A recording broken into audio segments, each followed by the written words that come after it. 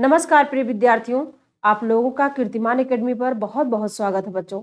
आज की अपनी इस हिंदी की क्लास में बच्चों हम लोगों का टॉपिक रहेगा शुद्ध उच्चारण। यानी आज का लेक्चर 5 है बच्चों, जिसमें हम लोग शुद्ध उच्चारण को समझेंगे और साथ में डिस्कस करेंगे बच्चों इस टॉपिक से। तो शुद्ध उच्चारण का अर्थ क्या होता है बच्चों? शुद्ध उच्चारण का अर्थ यानी शुद्ध उच्चारण होता क्या है बच्चों? शुद्ध उच्चारण में कोई भी भाषा हो, उसका सही अर्थ तभी समझ में आता है जब उसका शुद्ध उच्चारण सही रूप में किया जाता है, तभी उसके अर्थ को हम समझ पाते हैं, उस शब्द को हम समझ पाते हैं। अशुद्ध उच्चारण से क्या होता है बच्चों कि उस अर्थ का अनर्थ हो जाता है। यानी जो शब्द हम अशुद्ध सुनते हैं, उसका अगर अर्थ हम निकालें तो अर्थ का अनर्थ हो जाएगा। इसलिए क्या होता है, शुद्ध उच्चारण बहुत जरूरी है सीखना। तो आइए देखते हैं, तो उसमें शुद्ध उच्चारण का अर्थ क्या होता है बच्चों? शुद्ध उच्चारण जिस भाषा का क्षेत्र जितना व्यापक होता है, उतना ही अधिक उच्चारण भिन्नता होती है। शुद्ध उच्चारण का अर्थ मानक उच्चारण से होता है बच्चों। किससे होता है? मानक उच्चारण से होता है। क्षेत्रीय उच्चारण बच्चों संप्रेषण की दृष्टि से प्रयोग करते हैं, परंतु भाषा और लेखन की दृष्टि से शुद्ध नहीं मानते। यानी बोलने में जो हम यूज करते हैं, प्रयोग करते हैं बच्चों, उसको हम दरकिनार करते हुए अपने हम हिंदी की मानक भाषा के शब्दों का जो शब्द लिए गए हैं, उनके उच्चारण को सही विधि से हमको उच्चारित करना है और लिखना है। वही हमारे शुद्ध माने जाते हैं बच्चों। उच्चारण का अर्थ केवल ध्वनियों अथवा वर्णों के उच्चारण से नहीं होता बच्चों, अपितु ये शब्दों तथा वाक्यों के स्तर पर भी शुद्ध उच्चारण से होता है। क्योंकि यह इंपॉर्टेंट, क्योंकि हम जब शुद्ध बोलेंगे तभी शुद्ध लिखेंगे, और यह हमारे लिए जानना बहुत जरूरी होता है, एक शिक्षक को, एक बच्चे को। जब हम बचपन से ही सीखेंगे तभी जाके उसको शुद्ध उच्चारण के रूप में परिवर्तित कर पाएंगे। अब आइए, शुद्ध उच्चारण का महत्व क्या होता है बच्चों? ये हमारे लिए सीखना सिखाना बहुत ही इंपॉर्टेंट है बच्चों। शुद्ध उच्चारण का महत्व क्या होता है? तो बच्चों, भाषा सीखने में उच्चारण की अशुद्धियां बहुत बाधक होती हैं, क्योंकि भाषा जब हम सीखते हैं बोलने के लिए, उच्चारित करने के लिए, तो अशुद्धियां यानी जब हम गलतियों को पढ़ते हैं तो हमारा अशुद्ध ही होता चला जाता है। अगर उसको हम शुद्ध नहीं करते हैं, उस शब्दों को, उस उच्चारण को, तो क्या होगा, वो हमारा आगे तक गलत होता चला जाएगा। और गलत उच्चारण का और गलत अर्थ भी हम निकालेंगे तो वहां सब अर्थ भी उसका अशुद्ध होगा, शब्द भी अशुद्ध रहेगा ही। इसलिए शुद्ध अक्षरिक उच्चारण ही भाषा के ज्ञान का प्रथम चरण होता है बच्चों। क्या होता है? शुद्ध अक्षरिक उच्चारण ही भाषा के ज्ञान का प्रथम चरण माना गया बच्चों। मौखिक भाषा में मौखिक भाषा में उच्चारण का विशेष महत्व होता है, क्योंकि उच्चारण की अशुद्धि से अर्थ का अनर्थ होता है बच्चों। इसलिए शुद्ध उच्चारण बहुत जरूरी है, शब्दों का, अर्थों का, वाक्य का पढ़ना लिखना दोनों। भाषा का प्राथमिक क्षेत्र मौखिक ही था बच्चों, इसलिए पहले उच्चारण पर विशेष महत्व दिया जाता था। वहीं वर्णों के उच्चारण में दांत, ओठ और व्यक्ति के स्वभाव का विशेष हाथ रहता बच्चों वर्णों के उच्चारण में। यानी कभी कभी होता है ना, अगर हमारा जीभ, हमारे दांत, हमारे ओठ अगर शुद्ध नहीं है, सही नहीं है, तो उच्चारण, सही शब्द भी उच्चारण करना चाहते हैं तब भी हम नहीं कर पाते हैं बच्चों। इसलिए इम्पॉर्टेंट है ये, इसको समझना। क्योंकि जब हमारी विकृतियां होती हैं मुख के अंदर, तो हम उच्चारण सही नहीं कर पाते हैं। जब उसका ज्ञान हमको रहता, उच्चारण भले न कर पाए, लेकिन जब हम उच्चारण का शब्द सही तरीके से अपने दिमाग में बैठाए रहेंगे तो वहां हम लिख सही से पाएंगे। इसलिए इस बात को ध्यान देना है। उच्चारण के भेद क्या है बच्चों? उच्चारण के भेद, तो उच्चारण के भेद बच्चों निम्न प्रकार के हैं। जैसे जैसे स्वरकृत भेद, यानी उच्च स्वर से मंद स्वर की तरफ पढ़ना। स्वरकृत भेद में आएगा बच्चों उच्च स्वर से यानी तेज से धीरे धीरे पढ़ते जाना। और कालकृत भेद में देखा जाए तो समय के अनुसार उच्चारण में अंतर आता है। यानी समय के अनुसार, यहाँ मान लीजिए, या तो जैसे बचपन से लेकर बच्चा जब तुतलाता है तब भी उसका उच्चारण सही नहीं होता, जैसे जैसे बड़ा होता है शुद्ध उच्चारण करने लगता है तो वहाँ हो जाता है। और ऊपर से समय के अनुसार बच्चों एक तरफ से भी देखा जा सकता है कालकृत, यानी समय के अनुसार ये भी देखा जा सकता है बच्चों कि जब हम उच्चारण सही रूप से करते हैं तो उसको जब पढ़ते हैं वाक्य को, तो तेज और स्लो रूप में पढ़ते हैं, यानी तेज और धीमी गति में, तो यहाँ भी समय का अंतर देखा जाता है बच्चों। ये दोनों भेद आपको मुझे पता है कि समझ में आ गया होगा। वहीं स्थानकृत भेद क्या होता है बच्चों? कालकृत भेद तो समझ में आया ना कि बड़े से छोटे, छोटे से बड़े की तरफ जब बढ़ते हैं तो अंतर आता है बच्चों। बचपना में जो शब्द सीखते हैं वो तुतलाते हुए सीखते हैं, वो सही उच्चारण नहीं कर पाते हैं, लेकिन जैसे जैसे बड़े होते हैं तो शुद्ध उच्चारण होने लगता है। उसी तरह स्थानकृत भेद क्या होता है बच्चों? तो मुख अवयवों की क्रियाशीलता, यानी मुख के जितने हमारे भाग हैं, वो जीभ हो, गला हो, दांत हो, ओठ हो और मसूड़े हो, तो ये सब तालु हो, ये सब अवयवों की क्रियाशीलता बढ़ती है, यानी स्थानकृत भेद है ये उच्चारण के भेद बच्चों। क्योंकि कौन कौन से वर्ग के भाव शब्द वर्ण का, जैसे क वर्ग, प वर्ग, च वर्ग, ख वर्ग आता है ना, इसका हर का अलग अलग भाग होता है। आगे हम समझाएंगे बच्चों, उसका पूरा टेबल दिए हैं ताकि आप लोगों को समझने में आसानी हो। तो ये वही भाग है, मुख्य अवयवों की क्रियाशीलता रहती है बच्चों स्थानकृत भेद में। अब आइए चौथा नंबर, आभ्यंतर प्रयत्नकृत भेद क्या होता है बच्चों? तो इसमें मुख्य अवयवों के साथ जीभ की क्रियाशीलता के अनुसार भेद होता है अभ्यंतर प्रयत्नकृत भेद में बच्चों। वहीं बाह्य प्रयत्न भेद, बाह्य प्रयत्न भेद क्या होता है बच्चों? बाह्य प्रयत्न भेद में वर्ण में श्वास की क्रियाशीलता के आधार पर भेद किया जाता है। उसी तरह देखिए हिंदी ध्वनियों में वर्गीकरण किस प्रकार किया जाता है, जो अभी हम पीछे पांचों पॉइंट देखे हैं, उसी आधार पर बच्चों यहाँ हमको आपको देखने का स्थान मिलेगा। जैसे स्वर आ ई री उ ए ओ औ, ये सब है।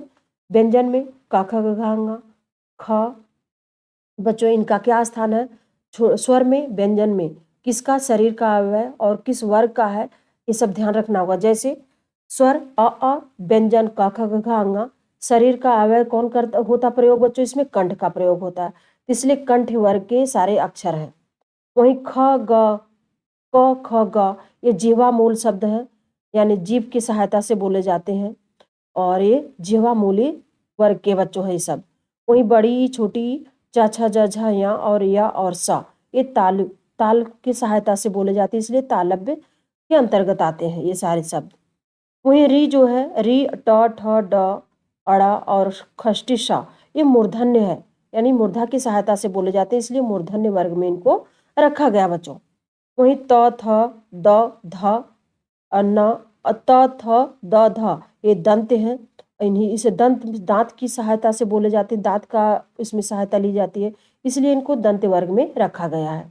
वहीं न, वहीं बच्चों न र ल स ज, ये वर्ष से बोले जाते हैं, वर्ष की सहायता से, यानी जो हमारे दांत के पीछे वाला मसूड़ा है ना, उसके पीछे वाले ठीक भाग से जीभ की सहायता से वर्ष से बोला जाता है, इसलिए वर्ष के वर्ग में रखे गए हैं ये वर्ड। वहीं छोटा ऊ, बड़ा ऊ, प फ ब भ म, ये सब ओष्ठ की सहायता से बोले जाते हैं, इसलिए ये ओष्ठ वर्ग में आते हैं बच्चों, ओष्ठ वर्ग में आते हैं। वहीं ए ऐ, एक कंठ ताल के वर्ण है बच्चों। शरीर के अवयव का कौन सा भाग यूज होता है ए ऐ का प्रयोग करने में? तो कंठ ताल दोनों का सहायता, इसलिए कंठ तालव्य वर्ण बोला जाता है इनको। वहीं ओ औ का शरीर का अवयव कौन सा काम करता है इनको उच्चारित करने में? तो कंठ और ओष्ठ होता है ओ औ, तो कंठ और ओष्ठ, इसलिए इनको किस वर्ग में रखा जाता है? कंठोष्ठ वर्ग में रखा जाता है। वहीं व और फा व्यंजन वर्ण है बच्चों, व और फा व्यंजन का एक दंतोष्ठ है, दंतोष्ठ यानी दांत और ओष्ठ की सहायता से व और फा बोला जाता है, तो इसको किस वर्ग में रखा जाएगा? दंतोष्ठ वर्ग में रखा जाएगा बच्चों। इंपॉर्टेंट है, इसको याद रखिएगा, एक एक कॉलम, एक एक पूरा टेबल तैयार रखना, ताकि एक एक, क्योंकि यहीं से प्रश्न ज्यादा पूछे जाएंगे बच्चों, यहीं से प्रश्न ज्यादा बनते हैं। अब आइए देखते हैं अक्षर और उच्चारण के स्थान कौन कौन से बच्चों, अक्षर और उच्चारण का स्थान कौन से है? तो एक तरफ अक्षर दिया जा रहा है, दूसरी तरफ उच्चारण स्थान है। जैसे अ मध्य स्वर है, अ मध्य स्वर है बच्चों, मध्य यानी पूरा ना मुंह खुला है ना सीधे पूरे गले से आवाज तेजी से आ रही, इसलिए अ का मध्य स्वर कहा जाता है।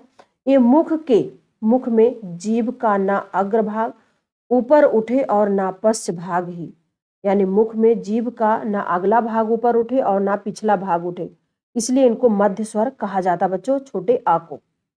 वहीं इनका उच्चारण स्थान यही है, बीच वाला भाग जीभ का बच्चों। वहीं आ, उ, ओ और औ, ये पश्च स्वर में आते हैं बच्चों। इनका क्या होता है? इनका उच्चारण स्थान है, जीभ का पिछला भाग ऊपर उठता है, इनका जब हम उच्चारण करते हैं ये पश्च स्वर में आते हैं। इसमें जीभ का पिछला भाग ऊपर उठता है, इसलिए पश्च स्वर कहा जाता है बच्चों, इनको पश्च स्वर कहा जाता है। अब आइए देखते हैं क, ई, छोटी ई, बड़ी ई, ए और ऐ, ये अग्रभाग के होते हैं बच्चों, अग्रभाग के होते हैं। इनका उच्चारण स्थान क्या होता है, जीभ का अगला भाग ऊपर उठता है, इसलिए ये अग्र स्वर कहलाते हैं, अग्र स्वर कहलाते बच्चों, अग्र स्वर कहलाते हैं। अब आइए देखते हैं क, ख, ग, घ, एक कंठ स्वर, कंठ व्यंजन बच्चों है, ये व्यंजन में आएंगे, कंठ व्यंजन है। इसमें क्या होता है उच्चारण के हिसाब से, इसका उच्चारण स्थान क्या है, जीभ के पिछले भाग से कोमल तालु स्पर्श करता है। इसको जब उच्चारित करेंगे तो आपको पता चल जाएगा, जीभ के पिछले भाग से कोमल तालु स्पर्श, जब क, ख, ग, घ, अंगा जब करते हैं तो जीभ हमारी जाके वो पीछे वाले तालों में जाके पीछे सट जाती पिछली जीभ, इसलिए जीभ के पिछले भाग में कोमल ताल, इसलिए कंठ होते, कंठ से आवाज निकलती है बच्चों। उसी तरह च, छ, ज, झ, य, ये तालव्य है। तालव्य, इसका उच्चारण स्थान क्या होता है बच्चों, जीभ का अगला भाग कठोर तालु से स्पर्श करता है, यानी जो दांत के पीछे वाला तालु हो बच्चों, एकदम जस्ट पीछे वाला, उससे स्पर्श करती है जीभ, इसलिए तालव्य व्यंजन इसको कहते हैं, च, छ, ज, झ, य को। अब आइए देखते हैं ट, ठ, ड, ढ, अड़ा, ये मूर्धन्य व्यंजन बच्चों है। इसका उच्चारण स्थान क्या होता है बच्चों, जीभ की उल्टी हुई नोक, ट, ठ, जीभ हमारी जब हम उच्चारित करते हैं इन वर्णों को, तो हमारी जीभ थोड़ा सा आगे वाली पीछे की तरफ मुड़ के तब उच्चारित होती है, इसीलिए यहाँ क्या कहा जा रहा है कि जीभ की उल्टी हुई नोक का निचला भाग मसूड़ों को स्पर्श करता है, यानी जब हमारी जीभ पीछे की तरफ पलट जाती है तो उसका निचला भाग जाके मसूड़े में छूता है, इसी को यहाँ कहा जा रहा है, इसलिए मूर्धन्य वर्ण व्यंजन कहलाते हैं बच्चों, ट, ठ, ड, ढ, ड़। अब आइए देखते हैं त, थ, द, ध, न, ये दंत व्यंजन है बच्चों है, त, थ, क्योंकि त जीभ और दांत की सहायता से बोले जा रहे हैं, इसलिए दंत व्यंजन होंगे बच्चों, क्योंकि जीभ की नोक ऊपर दांतों को स्पर्श करती है इसको उच्चारण करते समय बच्चों। इंपॉर्टेंट सारे हैं, इसलिए याद रखिएगा। प, फ, ब, भ, म, ये ओष्ठ व्यंजन है बच्चों।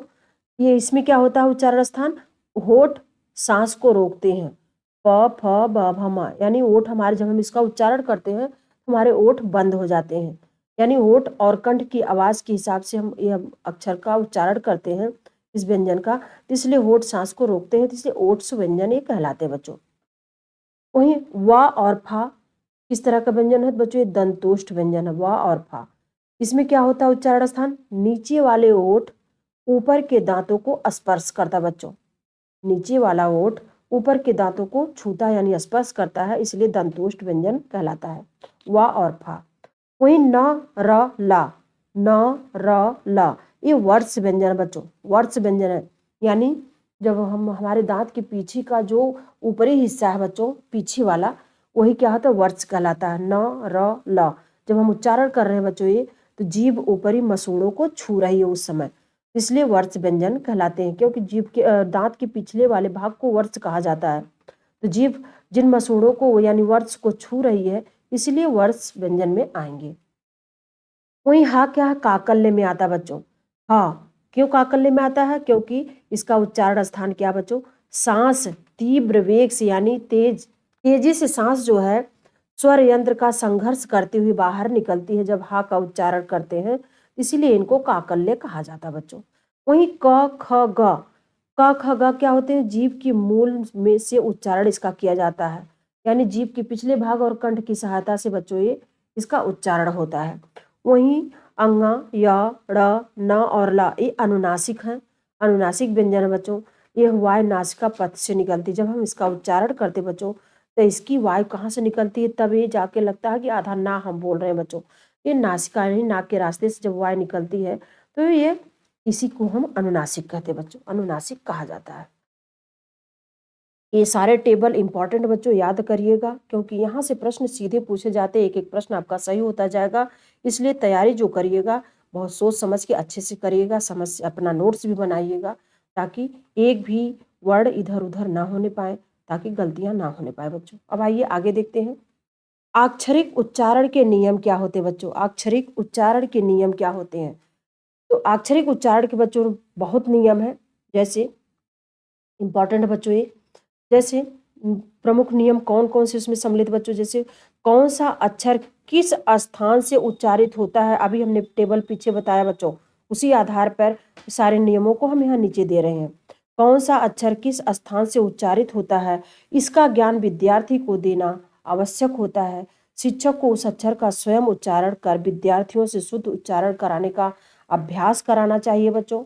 वहीं सेकंड में है कि मूर्धन्य सा को हिंदी में श की तरह यानी बड़े सा की तरह बोला जाता है, ख के रूप में नहीं। जैसे वर्षा शब्द दिया जा रहा है तो वर्षा तो हम नहीं बोलते हैं, वर्षा ही बोलते हैं बच्चों। बस इसको उच्चारण करते समय जीभ और मुंह का जो तालु है वो अलग रूप से जाके जीभ सटती है, वर्षा। वहीं ज्ञ के रूप में बोला जाता है, ज के रूप में नहीं बोला जाता बच्चों। जैसे ज्ञान शब्द तो ज्ञ ही बोल रहे हैं ना, ज्ञान तो नहीं बोलेंगे, तो इसलिए जा का उच्चारण गलत होता बच्चों। इन सब बातों का ध्यान देना होता है।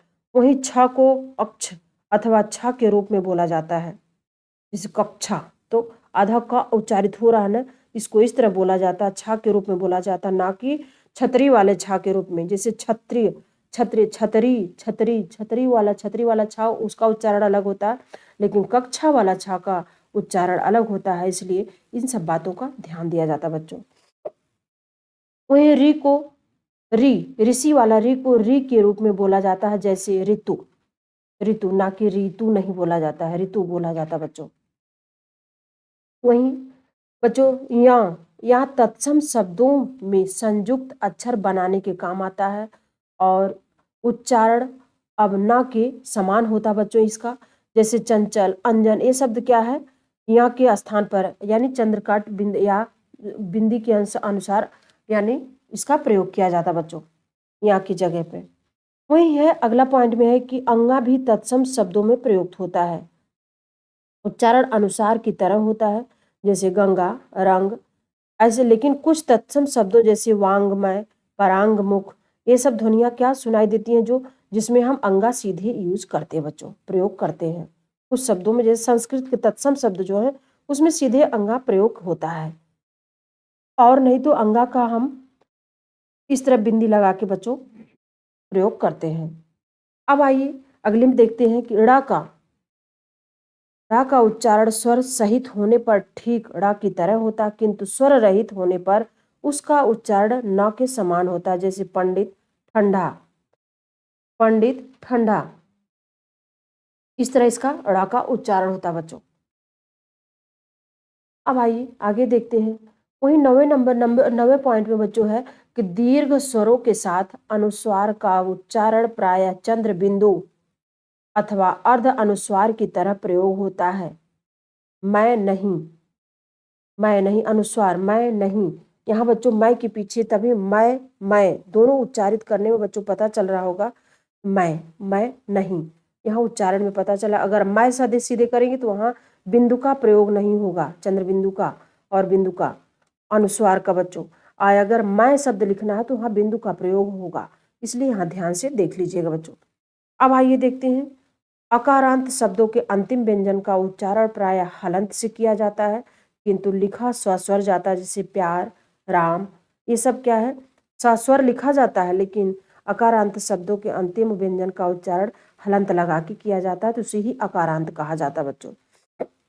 जैसे राम और प्यार में हम हलंत नीचे से लगा देंगे तो क्या हो जाएगा, अकारांत में आ जाएगा बच्चों। अकारांत 4 अक्षर वाले शब्दों में दूसरे अकारांत वर्ण का हलंत उच्चारण किया जाता है, जैसे दल, अड़चन, मलमल, ये सब शब्दों में बच्चों अकारांत 4 अक्षर वाले शब्दों में इसका वर्ण का हलंत का उच्चारण किया जाता है। अकारांत 3 अक्षर वाले शब्द का आकारांत वर्ण हलंत के समान हो जाता है बच्चों, समान हो जाता है। वहीं ध का उच्चारण बच्चों दध्य के रूप में किया जाता है, जैसे विद्यार्थी, ध का द के रूप में उच्चारण होता है, जैसे विद्यार्थी बच्चों। अब आइए आगे देखते हैं, अशुद्ध उच्चारण के प्रकार क्या होते बच्चों। अशुद्ध उच्चारण के लिए हम कहाँ कहाँ गलतियां करते हैं बच्चों, उसको जानना बहुत जरूरी है, क्योंकि यहाँ से भी प्रश्न सीधे बनते बच्चों, इसलिए इंपॉर्टेंट बच्चों। अशुद्ध उच्चारण के प्रकार में अगर बच्चों तो देखें तो अशुद्ध उच्चारण के निम्न प्रकार हो सकते हैं, जैसे वर्णमाला के उच्चारण में क ख ग घ को कै खै गै घै उच्चारण करते हैं, यानी कहीं कहीं की बोलियां होती है बच्चों जहाँ लोग अपनी गांव की भाषा में बोलते हैं, उसी तरह उसको बोलने की कोशिश पढ़ते समय भी करते हैं, तो ऐसा नहीं होना चाहिए। जैसे बिहार में है, हर शब्द को ला रा के रूप में करते हैं, उसी तरह बच्चों यहाँ आपके समझाने की कोशिश की जा रही है। इसी तरह का ख ग कै ख गै मत ना, मतलब गलत उच्चारण हो जाएगा। वहीं क्या होता है सेकंड में कि स्वर लोप, जैसे एकादश को एकादशा बोलते हैं लोग, कहीं कहीं एकादश को एकादशा बोलते हैं, तो यह क्या होता है, स्वर लोप हो जाता है और यहाँ गलतियां हो जाती है बच्चों, अशुद्ध उच्चारण हो जाता है।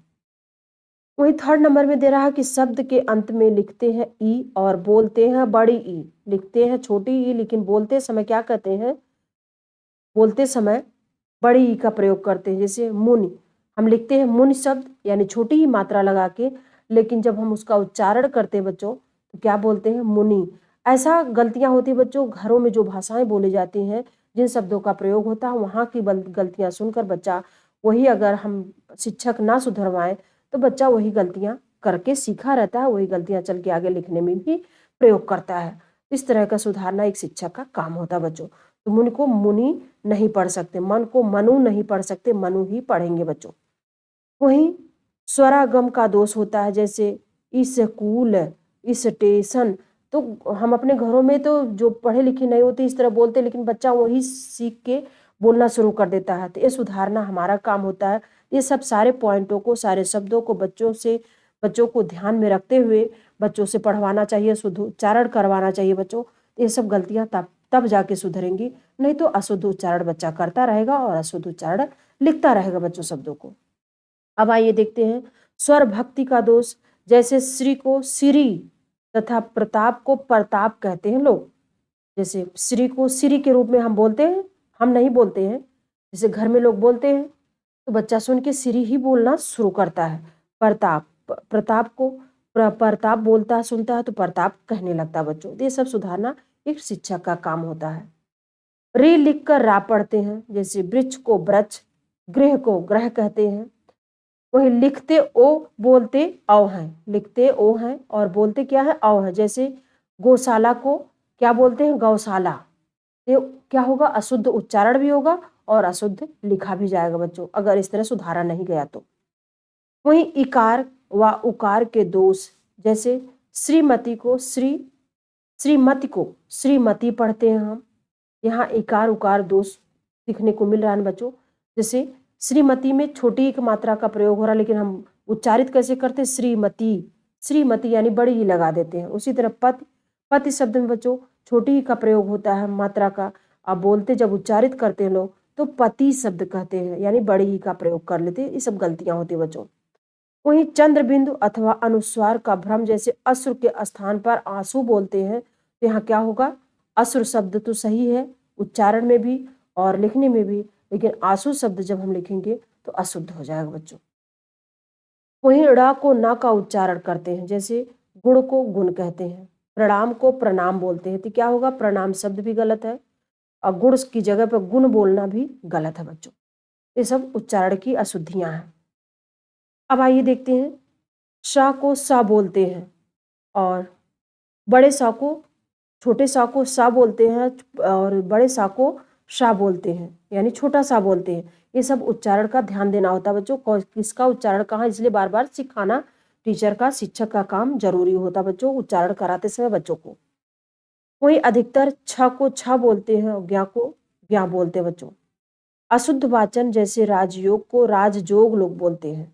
राजयोग शब्द शुद्ध है, लेकिन जब उसका उच्चारण लोग राजजोग की सहायता से बोलते हैं, की तरह बोलते हैं राजजोग के, तो यहाँ उच्चारण क्या हो जाता है, गलत हो जाता है और लिखावट भी गलत हो जाती है बच्चों। अब आइए, अशुद्ध उच्चारण का कारण कौन कौन सा हो सकता है बच्चों। अशुद्ध उच्चारण का कारण बहुत सारे कारण है बच्चों, भाषा में अशुद्ध उच्चारण के अनेक कारण होते हैं। यहाँ पर हम कुछ प्रमुख कारणों का उल्लेख आप लोगों के लिए करूंगी, ताकि सही उच्चारण आप लोग सही तरीके से सीख पाए और सिखा पाए बच्चों को, क्योंकि परीक्षा में हर एक पॉइंट का अपना अपना महत्व होता है, ताकि वहां से आप गलतियां ना करके आए। जैसे भौगोलिक प्रभाव होता है बच्चों अशुद्ध उच्चारण का कारण, क्यों, भौगोलिक प्रभाव होता है बच्चों। भाषा के उच्चारण में स्थानीय भौगोलिक प्रभाव होता है। पहाड़ी क्षेत्र के लोगों का उच्चारण मैदानी क्षेत्र के उच्चारण से बिल्कुल ही भिन्न होता है बच्चों। इसलिए भौगोलिक प्रभाव पड़ता है उच्चारण स्थान में, क्योंकि अब जैसे हम जहाँ रह रहे हैं वहाँ का उच्चारण स्थान बच्चों, हम कुछ शब्दों को अपने तरीके से बोलते हैं। बिहार में रा को ला बोल देते हैं लोग, ला को रा बोल देते हैं। तो ये उच्चारण भौगोलिक प्रभाव इसमें ये दिखेगा बच्चों इसी तरह। अब आइए सेकंड नंबर देखते हैं बच्चों, अशुद्ध उच्चारण। अशुद्ध उच्चारण क्या होता है? यदि शिक्षक का उच्चारण अशुद्ध होगा तो बालकों का उच्चारण भी अशुद्ध ही होगा बच्चों, क्योंकि बालक उनका अनुकरण करते हैं और वे भी अशुद्ध उच्चारण करना सीखते हैं। इसलिए यहाँ भी एक शिक्षक का काम है बच्चों में सुधार करना चाहिए अशुद्ध उच्चारण के लिए। अब आइए आगे देखते हैं, शारीरिक दोष भी होता बच्चों कारण इसका। अशुद्ध उच्चारण का कारण शारीरिक दोष भी होता बच्चों। कभी कभी जिन बालकों में कोई भी शारीरिक दोष होता है वे भी इस तरह के दोष से ग्रसित होते हैं, और बालक में क्या होता है, वाचन के दोष या उनकी अनभिज्ञता भी अशुद्ध उच्चारण का कारण बन जाती है। जैसे हकलाने का कारण क्या होता है, शुद्ध उच्चारण नहीं हो सकना बच्चों। जब बच्चा बोलते समय हकलाने लगता है तो वहाँ शुद्ध उच्चारण नहीं कर पाता है, ये भी शारीरिक दोष के अंतर्गत आएगा बच्चों। अब आइए दीन भावना क्या होती है? अशुद्ध उच्चारण में इसका क्या कारण होता है दीन भावना का? बच्चों इसमें क्या होता है कि जो बालक किसी कारणवश हीन भावना का शिकार होता है, यानी दबी हुई मानसिकता का होता है, वे भी शुद्ध उच्चारण नहीं कर पाता बच्चों। यहाँ दीन भावना का मूल कारण यही होता बच्चों। ये सुधारना एक शिक्षक का काम बेहद जरूरी होता है, इसलिए इस पॉइंट को ध्यान रखिएगा। अब आइए देखिए भय क्या होती है बालक के अंदर बच्चों, जबकि यहाँ भी अशुद्ध उच्चारण कर बैठता बच्चों। भय के कारण भी कई बालक कठोर वातावरण के कारण भयभीत रहते हैं, और भय के कारण बालक शब्दों का शुद्ध उच्चारण नहीं कर पाते हैं। ये भी एक कारण होता है बच्चों अशुद्ध उच्चारण में। शर्मीला स्वभाव भी बच्चों अशुद्ध उच्चारण का कारण होता है। कुछ बालकों का स्वभाव क्या होता है, शर्मीला होता है।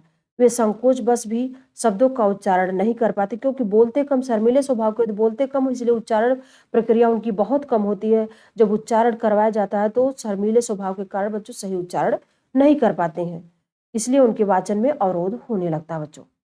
अब आइए पुस्तकीय अशुद्धता। पुस्तकीय अशुद्धता भी बच्चों एक महत्वपूर्ण कारण है अशुद्ध उच्चारण का।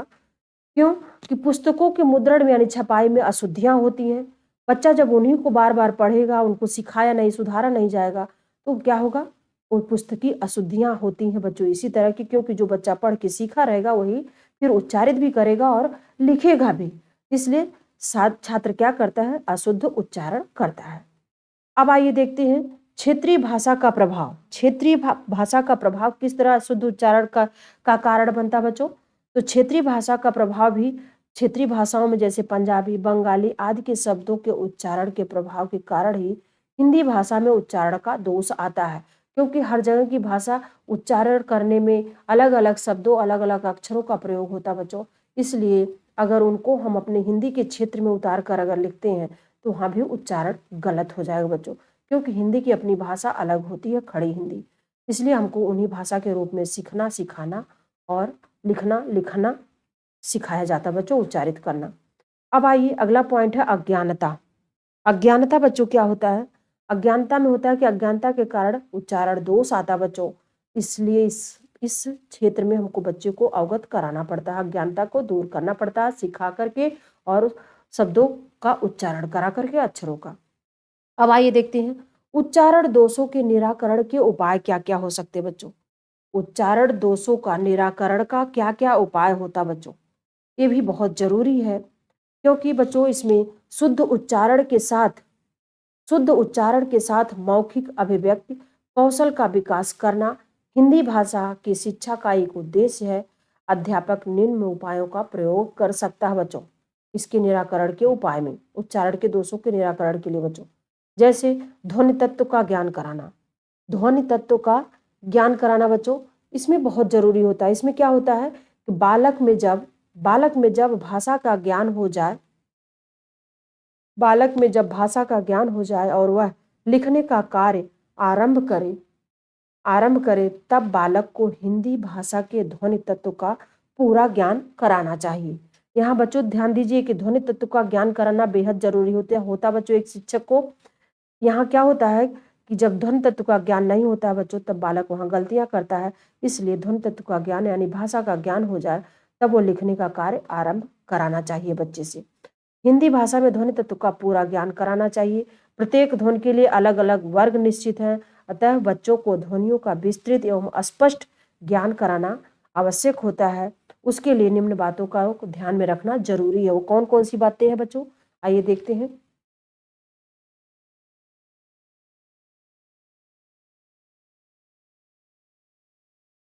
जैसे हिंदी ध्वनियों का वर्गीकरण सिखाना। हिंदी ध्वनियों का वर्गीकरण सिखाना बच्चों। हिंदी ध्वनियों में वर्गीकरण का सिखाना किस तरह होता है बच्चों? हिंदी तत्व का प्रारंभिक ज्ञान कराने के पश्चात, यानी हिंदी ध्वनि तत्व का प्रारंभिक ज्ञान कराने के बाद हिंदी ध्वनियों का वर्गीकरण समझना चाहिए। उच्चारण की प्रवृत्ति, उच्चारण स्थान और उच्चारण बोध, प्रयत्न एवं अभ्यंतर प्रयत्न के आधार पर ध्वनियों का अलग अलग ढंग से वर्गीकरण सिखाना चाहिए। जैसे हमने पीछे अभी टेबल दिया आपको ना बच्चों, उसी उसी बेस पे कहा जा रहा बच्चों, जिसमें बच्चे घोष, अघोष, अल्प प्राण, महाप्राण, श्वासनाद, ईश, दीर्घ, अनुस्वार, अनुनासिक, समृद्ध, विवृत आदि ध्वनियों का समझ पाए बच्चों, अंतर को समझ पाए बच्चा। वहीं हिंदी की विशेष ध्वनियों का अभ्यास कराना। हिंदी की विशेष ध्वनियों का अभ्यास कराना ये भी बहुत इंपॉर्टेंट बच्चों। बच्चों इसमें क्या होता है, इसमें हिंदी भाषा में कुछ ध्वनियाँ, हिंदी भाषा में बच्चों कुछ ध्वनियाँ ऐसी हैं जिनमें सूक्ष्म अंतर होता है। इस अंतर का स्पष्ट ज्ञान बच्चों को कराना आवश्यक होता है। जैसे ना और ड़ा। बच्चों अगर यहाँ हम ध्यान नहीं देंगे इसको क्या बोलते हैं, इसको क्या बोलते हैं, बच्चा गलत तरीके से इसका उच्चारण करने लगेगा, उसी तरह लिखना भी शुरू कर देगा। जैसे ना, ड़ा को ना को ड़ा, वा को बा को वा, शा को शा, खष्टी सा को सा, डा को ड़ा, अड़ा को ढा, छा को छतरी वाला छा आदि के रूप में उच्चारित करने लगे। इसलिए हमको सारे वर्गों को अलग अलग करके बच्चों को सिखाना बहुत जरूरी होता बच्चों। इन ध्वनियों के बारे में बच्चों को उच्चारण करने का ढंग विधिवत रूप से स्पष्ट कराना चाहिए। जैसे वाक्य उच्चारण में बच्चों क्या होता है, निचला ओठ दांतों को स्पर्श करता है, तो दोनों ओठों के स्पर्श से वा ध्वनि उच्चारित होती है। इसलिए एक एक वर्णों का उच्चारण बच्चों सिखाना पड़ता है बच्चों को। अब आइए थर्ड नंबर में उच्चारण स्थानों का ज्ञान कराना बच्चों। इसमें क्या होता है कि ध्वनियों का उच्चारण करने में मुख के हर अवयव का अपना अपना महत्व होता है। मुख के जिस अवयव के प्रयोग से जो ध्वनि बोली जाती है वह उस ध्वनि का उच्चारण स्थान माना जाता है बच्चों। बच्चों को एक बात का ज्ञान कराना चाहिए कि किस अवयव के किस स्थान पर स्पर्श करने से कौन सी ध्वनि निकलती है। अब आइए देखते हैं इसमें सिर और ग्रीवा का एक मॉडल। बच्चों जब हम मॉडल रख के बच्चों के सामने प्रेजेंट करके जब उसको बताएंगे हर बातों को, तो बच्चा बहुत जल्दी से और हर एक बात अच्छे से पकड़कर सीख जाएगा बच्चों। मॉडल जिसमें हर उच्चारण अवयव को स्पष्ट रूप में दिखाया गया हो, इस तरह प्रेजेंट करना चाहिए। ध्वनि तंत्र का चित्र प्रस्तुत करना चाहिए। दर्पण जिसमें बालक अपनी जिह्वा का विभिन्न उच्चारण स्थलों पर स्पर्श करते हुए देख सके, इस तरह का प्रयोग करना चाहिए। वहीं ग्रामोफोन, लिंग्वाफोन, टेप रिकॉर्डर जिसके द्वारा बालकों को शुद्ध उच्चारित शब्दों अथवा वाक्यों को सुनाकर उसी प्रकार से उच्चारण करने का अभ्यास कराया जाना चाहिए। अब आइए सेकेंड नंबर, ध्वनि तत्व का ज्ञान कराना बच्चों। ध्वनि तत्व का ज्ञान कराना ये किस पर आधारित बच्चों? तो यदि हमें समय पर यह पता चल जाए कि बालक के उच्चारण अंग में दोष है, तो उसे शीघ्र ही सलाह देना चाहिए उसके गार्जियन से कि उसको डॉक्टर के पास ले जाएं और ध्वनि तत्व को जो दोष है उसको चिकित्सक के परामर्श के अनुसार उसका सुधार कराया जाए बच्चों। अब आइए थर्ड नंबर बच्चों, मित्र मंडली। मित्र मंडली का भी होना जरूरी है, क्योंकि उसमें भी बच्चा भाषा सीखता, अनुकरण करता है और वहाँ शुद्ध अशुद्ध उच्चारण का ज्ञान होता है बच्चों। और कुछ बच्चे जैसे क्या करते हैं, तो अपने साथ रहने वाले व्यक्तियों के उच्चारण का बालक पर बहुत प्रभाव पड़ता है, इसलिए मित्र मंडली का होना जरूरी है। अतः प्रयास करना चाहिए कि बालक ऐसे लोगों के साथ रहे जो शुद्ध उच्चारण करते हैं, इसलिए मित्र मंडली भी होना जरूरी है। लेकिन ध्यान रखते हुए जरूरी है कि कहाँ किस तरह की गतिविधि, किस तरह के उच्चारण लोग कर रहे हैं, इसलिए अपने बच्चों पर ध्यान रखना चाहिए, शिक्षक का काम होता है। वहीं अध्यापक का उच्चारण कक्षा में अध्यापक के बोलने का पूरा प्रभाव बालक पर पड़ता है, इसलिए उसका वाचन अभियोग्यता आदि बालकों को द्वारा ध्यान पूर्वक सुने जाते हैं। अतः अध्यापक को अपने उच्चारण पर बहुत ध्यान देना चाहिए, क्योंकि अध्यापक एक क्या होता है, बच्चों वही सिखाता है जो बच्चे सीखते हैं। तो अगर अध्यापक सही उच्चारण, सही बातें और सही शब्दों को नहीं सिखाएगा तो बच्चों को अगर गलत उच्चारण करेगा तो बच्चा गलत उच्चारण सीखेगा। यहाँ क्या होगा, अध्यापक का उच्चारण कक्षा कक्ष में बेहद जरूरी होता बच्चों, शुद्ध उच्चारण। संतुलित व्यवहार क्या होता बच्चों? संतुलित व्यवहार में बच्चों बालक के प्रति किए गए असंयमित व्यवहार बालक में डर की भावना पैदा करता है। इसीलिए बालक से शिक्षक को चाहिए कि संतुलित व्यवहार करे, चाहे वो घर का गार्जियन हो चाहे स्कूल का टीचर। बच्चों इस तरह इसी को संतुलित व्यवहार कहा जाता है। अब आइए देखते हैं उच्चारण शिक्षण विधियां क्या क्या बच्चों। उच्चारण शिक्षण विधियां क्या कौन कौन सी होती है बच्चों? तो उच्चारण में हिंदी में बच्चों उच्चारण विधियां निम्नलिखित विधियां हैं, जैसे पूर्ण विधि होती है, खंड विधि होती है। पूर्ण विधि में बच्चों ध्वनियों को अपने योगात्मक रूप में शुद्धता से कहने का प्रयास किया जाता है। इस विधि द्वारा छात्रों को शब्द का पूर्ण रूप से शुद्ध उच्चारण कराने पर जोर दिया जाता है, क्योंकि शब्द ही भाषा की लघुत्तम इकाई होती है, इसी से सार्थक शब्द बनते बच्चों। वही खंड विधि क्या होती है? खंड विधि क्या होती है बच्चों? खंड विधि में ध्वनियों में बच्चों खंड विधि में क्या किसका प्रयोग होता है कि ध्वनियों में स्वरों एवं व्यंजनों का उच्चारण स्थान क्या होता है, प्रयत्न के अनुसार अलग अलग शुद्ध रूप से उच्चारण करने को प्रशिक्षित किया जाता है। यहाँ बच्चे को तोड़ तोड़ के शब्दों को बताया जाता है, तब वो शुद्ध उच्चारण कर पाता है बच्चों, मिलाकर उसको पढ़ पाता है, अभ्यास कर पाता है। बच्चों खंड विधि में। पूर्ण खंड विधि क्या होती है बच्चों? तो पूर्ण खंड विधि में यह विधि उच्चारण शिक्षण की आधुनिक विधि है। कौन सी विधि है? आधुनिक विधि है। पूर्ण विधि एवं खंड विधि दोनों का समन्वय होता बच्चों। इस विधि में प्रारंभ में किसी शब्द का पूर्ण विधि द्वारा उच्चारण शुद्ध कराया जाता है, बाद में उसका खंड विधि द्वारा अभ्यास कराया जाता है। यानी बच्चा पूर्ण शब्दों को नहीं जब बोल पाता है तो उसको तोड़ तोड़ के सिखाया जाता है उच्चारित करने के लिए, इसी को पूर्ण खंड विधि कहा जाता है बच्चों। अब आइए ध्वन्यात्मक विधि क्या होती है बच्चों? तो ध्वन्यात्मक विधि बच्चों छात्रों की उच्चारण संबंधी त्रुटियों के निराकरण हेतु प्रयुक्त होती है। इसमें छात्रों के समक्ष ऐसे शब्द पढ़ने के लिए रखे जाते हैं जिनकी ध्वनियों में समानता होती है। इससे छात्रों में ध्वनि यंत्र प्रशिक्षित होते हैं और उच्चारण से शुद्ध होता बच्चों ध्वन्यात्मक विधि से। अनुकरण विधि क्या होती है बच्चों? अनुकरण विधि में इस विधि द्वारा बच्चों को छात्रों को शुद्ध उच्चारण के लिए प्रशिक्षित किया जाता है। शिक्षक पहले किसी शब्द या वाक्य का शुद्ध उच्चारण खुद करता है और आदर्श वाचन करता है, फिर छात्र उनका क्या करता है, अनुकरण करता है और उच्चारण करता है। इस प्रकार कई बार ऐसा करने से छात्रों का उच्चारण शुद्ध हो जाता है बच्चों। अब आइए छठा नंबर है उपकरण विधि। उपकरण विधि क्या होती है बच्चों? इसका प्रयोग जरूरी होता है शिक्षण विधियों में।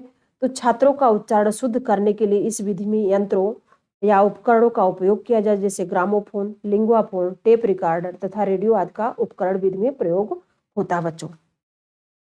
इसका प्रयोग किया जाता है, इंपॉर्टेंट बच्चों। तो बच्चों आज हम लोग उच्चारण के विधियों, अर्थों और इसके कारण, निवारण सभी को हम लोगों ने जाना, स्थान को जाना। तो बच्चों आप लोग इसको पढ़ते रहिए, स्वस्थ रहिए बच्चों, क्योंकि ये टॉपिक बहुत ही इंपॉर्टेंट यहाँ से हर प्रश्न बनते हैं और पूछे जाते हैं, बार बार पूछे जाते हैं। तो बच्चों ये टॉपिक अब खत्म हो गई है। मैं अब इस टॉपिक से जुड़े हुए ध्वनियों संबंधित अब मैं आपको प्रैक्टिस, इस टॉपिक के जितने भी क्वेश्चन बन पाएंगे उतना मैं बना के आपके साथ प्रैक्टिस कराऊंगी बच्चों। कल की क्लास में हम लोग इस टॉपिक से जुड़े हुए सारे प्रैक्टिस किया जाएगा। तो ठीक है बच्चों, आप लोग पढ़ते रहिए, स्वस्थ रहिए। नमस्कार बच्चों।